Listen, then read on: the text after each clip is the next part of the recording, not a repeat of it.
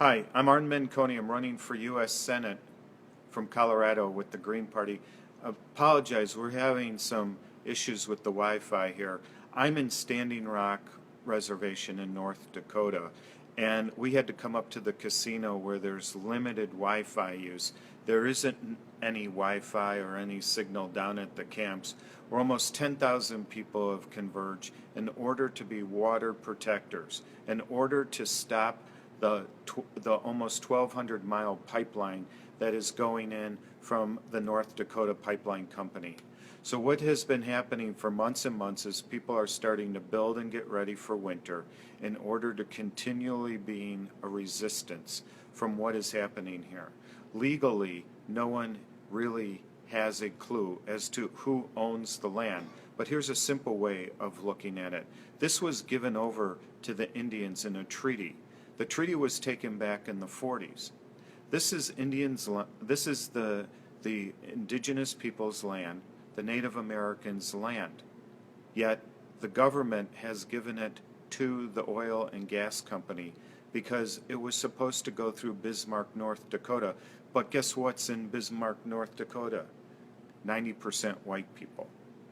So they rerouted it. And without an environmental impact study, they received the ability to start putting in this almost $4 billion pipeline. Over 400 people have been arrested. Over 400. In the next couple of days, more people will be in direct action. I've met with people like myself who've come out here to lay down for all people in order to stand up and fight back through peaceful means, to let them know that we can't allow this to happen. And I'm asking you, and so is others from Real Progressive, to come out here. Chelsea and Ed have been telling this story for months. Chelsea and Ed are staying out here for Real Progressive because, as they've relayed to me, this is very, very powerful. If you come out here to think that you're helping someone else, you'll be surprised. You're the one who's going to be helped.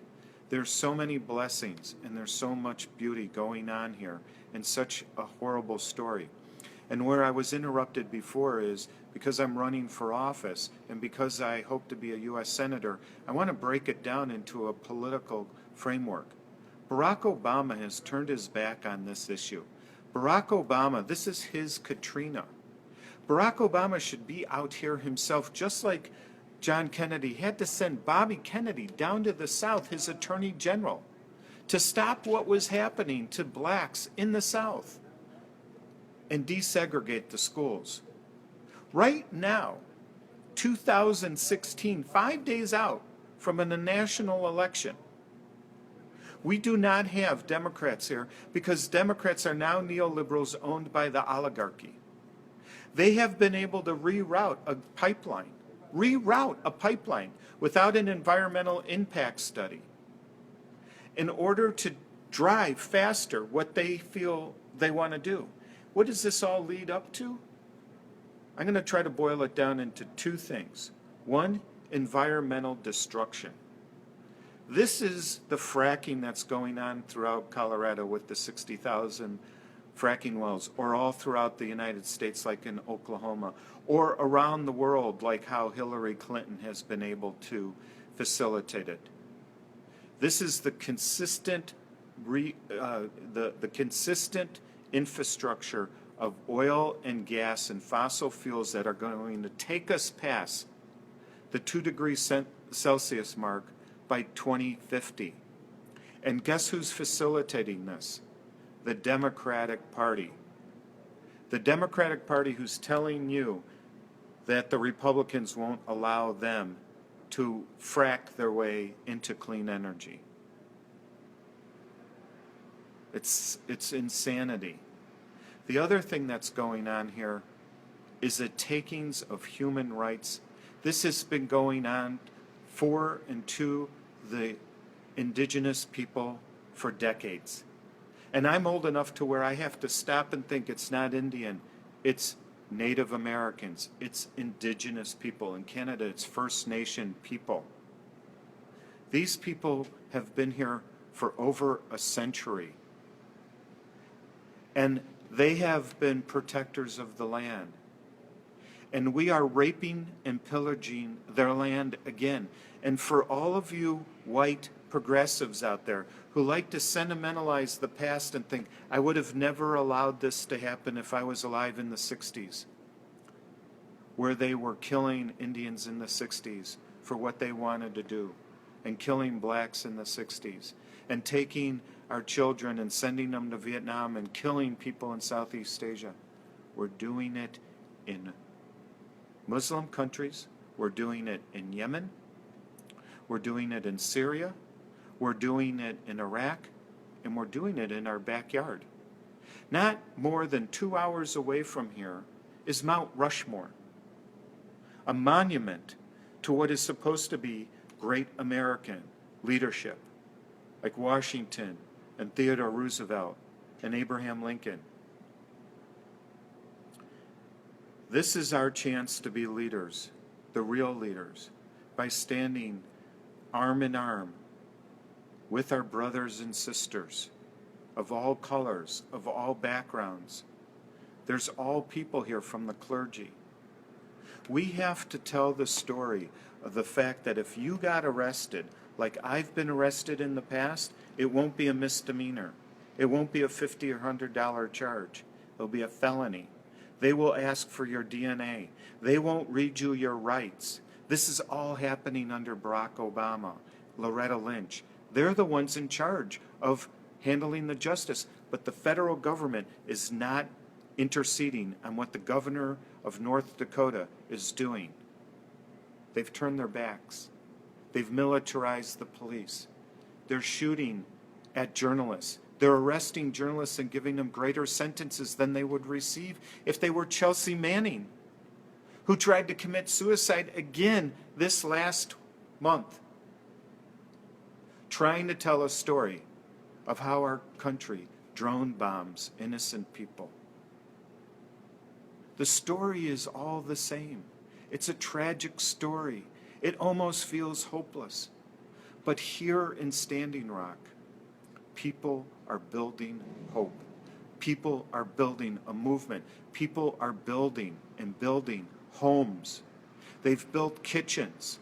You will be fed. You will be given coffee. You will be given love. And you could go out there and do your civil disobedience. You could help support those. We beg you to come out here for one day. It will change your life. One day. People have come out here for a week and stayed months. People have gone back to see their children and told their children why and what they're doing here and coming back. So as our government continues to steal your rights, and if you're white like me, a middle-aged white guy who won the birth lottery, who's running for U.S. Senate, that means they've come for us. This is what we learned under Nazi Germany. First they came for the Jews. Then they went to other countries. They came for the indigenous people. Then they brought the Africans. Then they went after every other minority. And now it's the middle-class whites.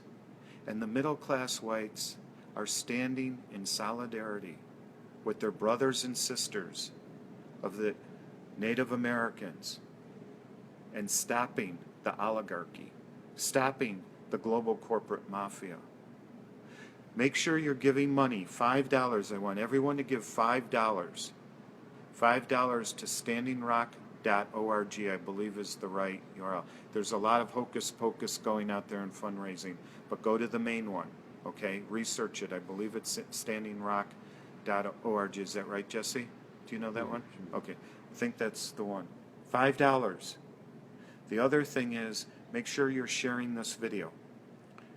Or make sure that you're just typing up that they are taking away our civil liberties. Donald Trump talks about instilling law and order. They've taken law and order where there's the militarization. There's 7 states of police officers here. Do you get it? 7 states have aided and abetted. The reserves are out here. They're weaponizing your local governments for whatever you stand up for next. This is our last stand. Sorry if this has scared you, but hopefully it's shown you that right now, and this is the most important thing I'll end with, right now there are people with more love in their hearts helping people throughout the day than I have ever witnessed, because they know what people are about to do, some of us are about to do, and they're making sure that we feel as one for each other. The first step is to admit you're powerful. Be powerful. Come on out here. Peace.